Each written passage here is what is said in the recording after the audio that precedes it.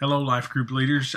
This week we're going to be looking at the account of the 12 spies and God sending them in and Moses sending them in to spy out the promised land that he had led them to. And so it's a story that will help us understand our responsibility to believe in God.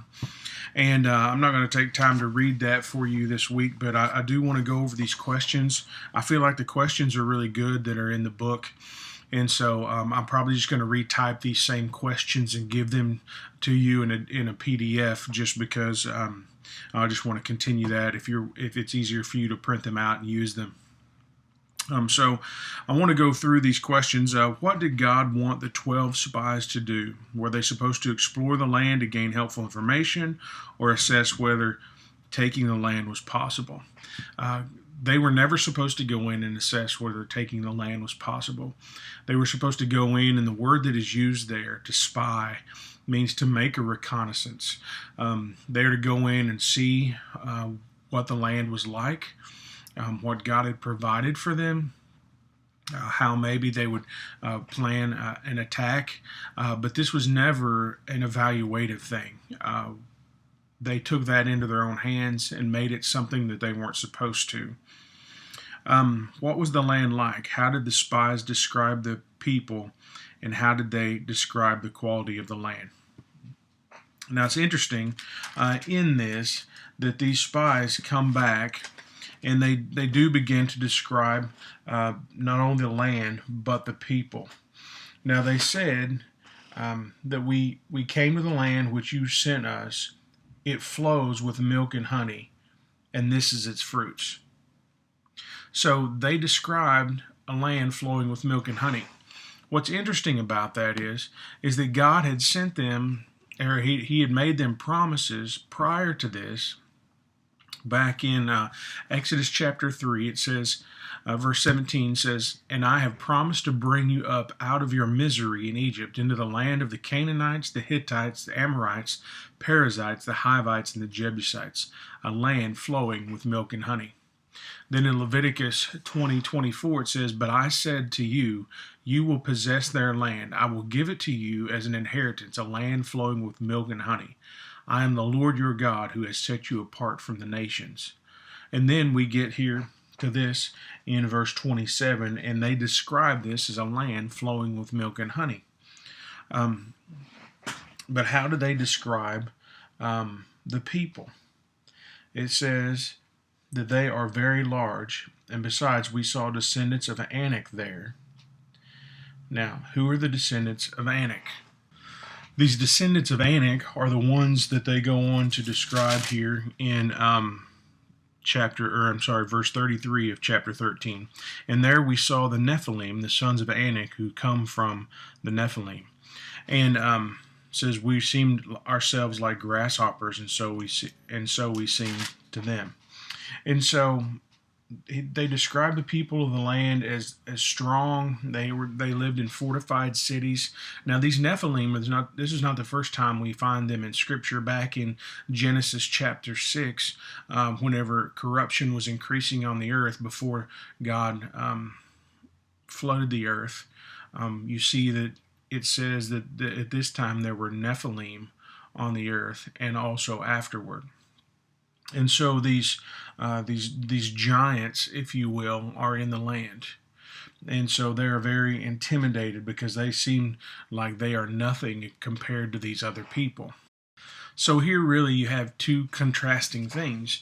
They go in and they find a land that God had promised them, even describe it in the words that God had used to describe the land flowing with milk and honey, but yet they have these opponents that they see that intimidate them. And really, we see this fear of man over the fear of God. They're scared of these people rather than being fearful of God. So question number 3 here, what did 10 of the spies recommend? They recommended, or really incited, unbelief in the people, telling them that they could not take the land.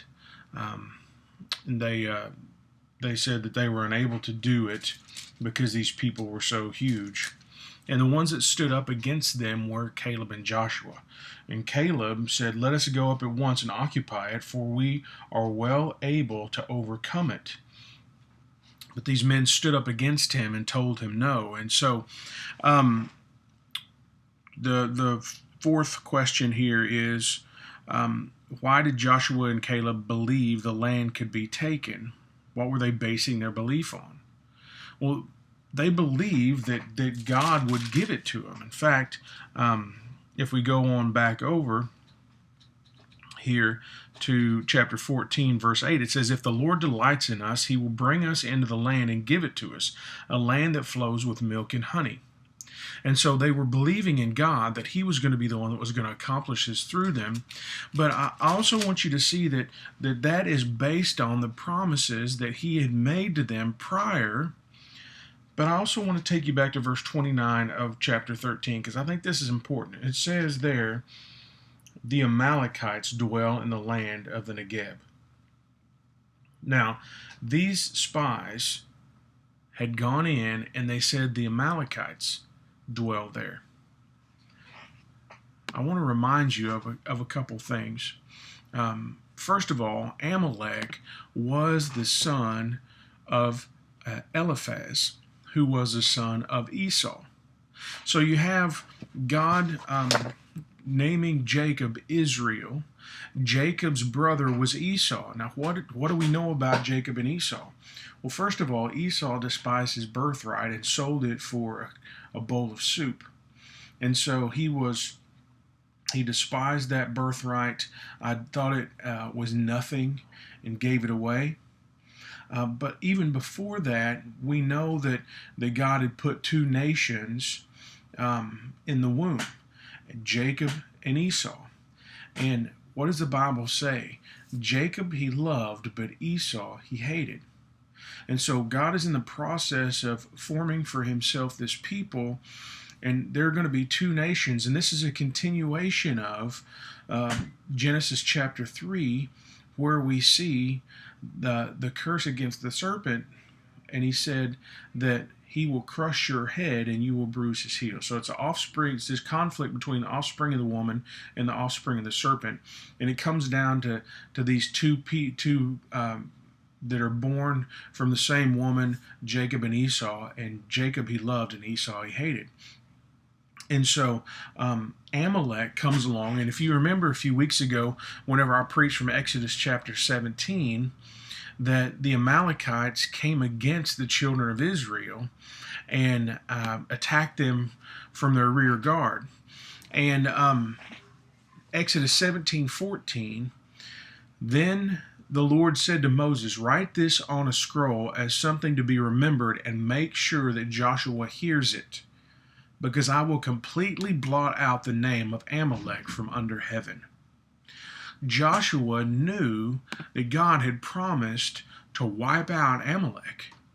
And so he could have great confidence going into the promised land that God was going to wipe them out. So he based his belief on taking a promised land on what God had promised Moses whenever they defeated them at that point.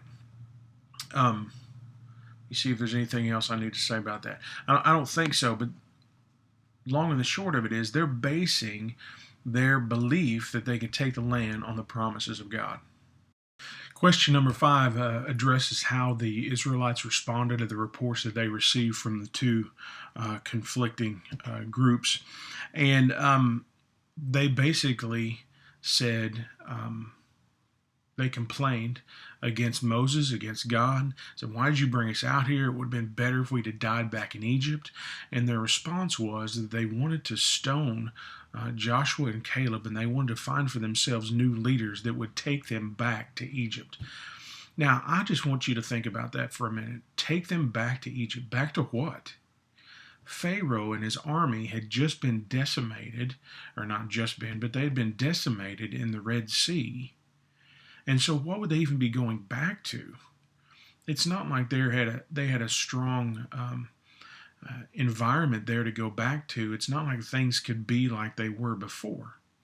And I think we need to remember that whenever we complain against God, that like it's not just a turning back the clock on things.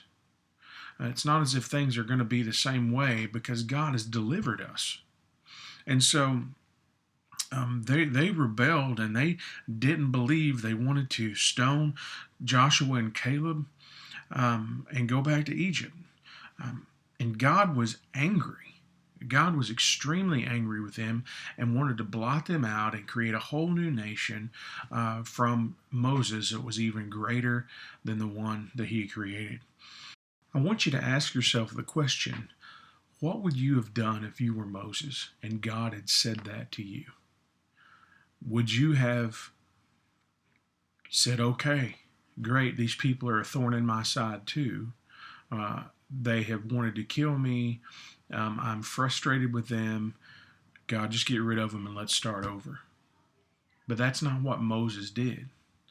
He went to prayer and said, God, what would Egypt think? What would the nations think? They would think you just brought them out here and that you couldn't bring them in, and so you killed them.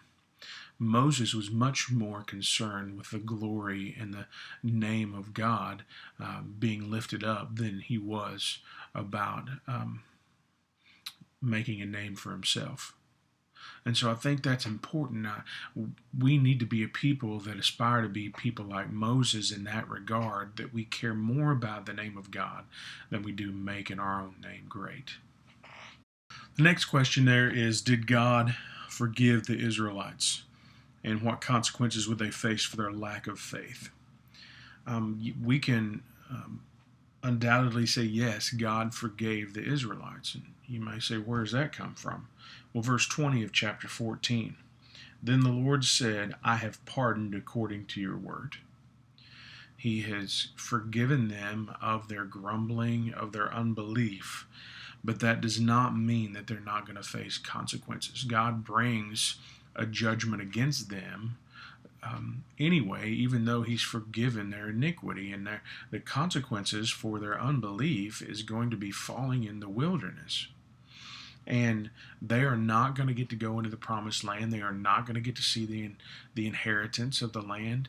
And yet God is merciful and says, your children, the ones you thought would be prey in the land of Canaan, will be the ones that will rise up and take this land.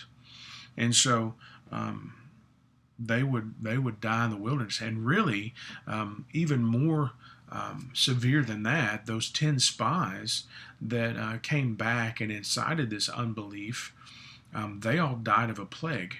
The only 2 that survived were Joshua and Caleb. And it reminds me of the scripture in the New Testament that says it would be better for you to have a millstone tied around your neck and thrown in the depths of the sea than to cause one of these little ones to stumble. And so God takes very seriously the inciting of others to disbelieve or stumbling. And so there is definitely consequences that they will face. The next question is, what kinds of wilderness have you faced in your life? Have you ever grumbled or complained during those times? What attitude does God want you to have toward his promises? Obviously, he wants us to believe. And I think this is a question where we can begin to talk about like what specific things people have gone through in those wilderness times, those times of testing, as God is leading us on, because we really are going to a promised land. We're going to the heavenly city.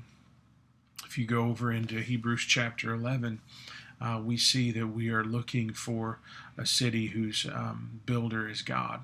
And so as we're on this journey, it's no different than the journey the children of Israel are taking, because we are going to a promised land. And we have to believe in the promises of God, which means we have to know the promises of God. And we cannot doubt what he says. We should not doubt what he says. And when we do, and when we incite others to disbelieve those things, I do believe there are consequences. Now, he has pardoned our sin if we are believers, and we will get to be in our eternal home. but there will be consequences as a result of unbelief. And so, what does this story teach us about the importance of believing God? It's extremely, extremely important that we have faith in God. One thing that I wrote down in my notes as I was looking over this is Caleb and Joshua were faithful. Now, a lot of times we think that that's just synonymous with they were loyal. Whenever you hear about somebody's faithfulness, you think about their loyalty. Well, I would say that loyalty is a result and a byproduct of faithfulness. And faithfulness is being filled with faith. Now, that may seem kind of elementary, but I don't think we should automatically think that those two things are equal. Loyalty comes because you are believing in the promises of God. You are full of faith in Him. And so I think that's all we've got for this week. Again, I want to remind you on November the 10th, we will have a life group leader, or not a life group leader meeting, we will have a life group testimony time that will coincide with our quarterly business meeting. You might remember one of the first ones we did where people got up and talked about life group.